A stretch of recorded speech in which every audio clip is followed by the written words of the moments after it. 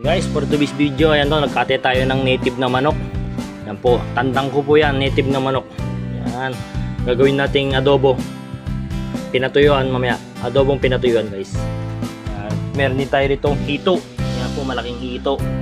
Darating kasi yung pare ko mag-iinom daw kami. Yan, paghahanda natin, lulutuan natin siya ng native na manok guys. Yan, tara, katayin na natin yan.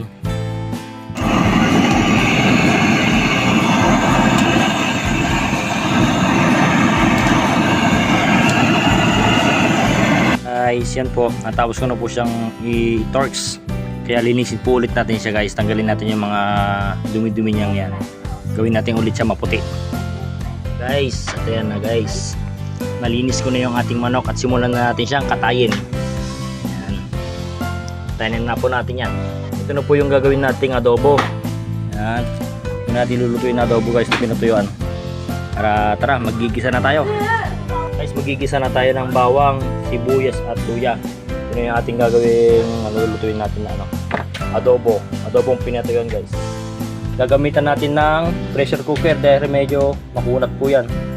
Tara, magisa na tayo ng bawang. Po, nilagay ko na yung ating bawang. Hintayin natin mag golden brown yan guys. At susunod na natin yung ating luya at sibuyas. Yan, pinapanood tayo ni paring idol, ni paring Besot. Napanood niya tayo magluto guys. Sasarapan natin to. Is okay na, lagyan na natin yung ating luya at sibuyas. Yan na po, nilagay ko na yung ating sibuyas at luya. Yan, hintayin natin siyang mag-isa guys. Susunod na po natin yung ating karne ng Yan po, okay na po yung ating ginigisa. Lagyan na natin itong ating karne guys. Let's go. Guys, lagyan na natin ng pampalasa. Kaso wala akong paminta, yan o. Bibili muna tayo sa tindahan ni Aling Nena ng pamintang wasak. Yan guys, bumili na tayo. Wala tayong reserva rito eh. Lagyan na natin. Yan po, lagyan na natin 5 pirasong paminta. Ayan. Lagyan na natin guys. 1, 2, 3, at 4. Mas maganda, mas marami guys dahil mas mabango. Yan. Lagyan na natin ng, hindi mawawala to guys, yung ating pampasarap, magic sarap. Lagyan na natin guys, magic sarap.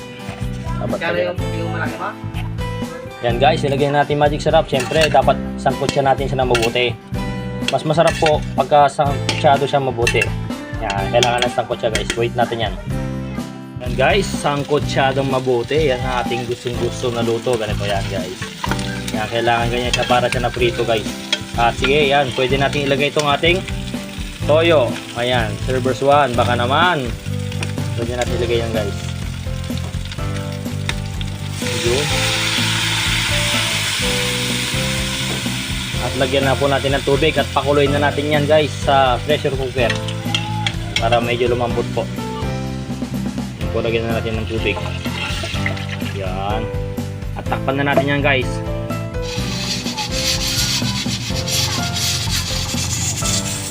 Guys, natanggal ko na yung pressure nya. At ilipin natin kung luto na ba.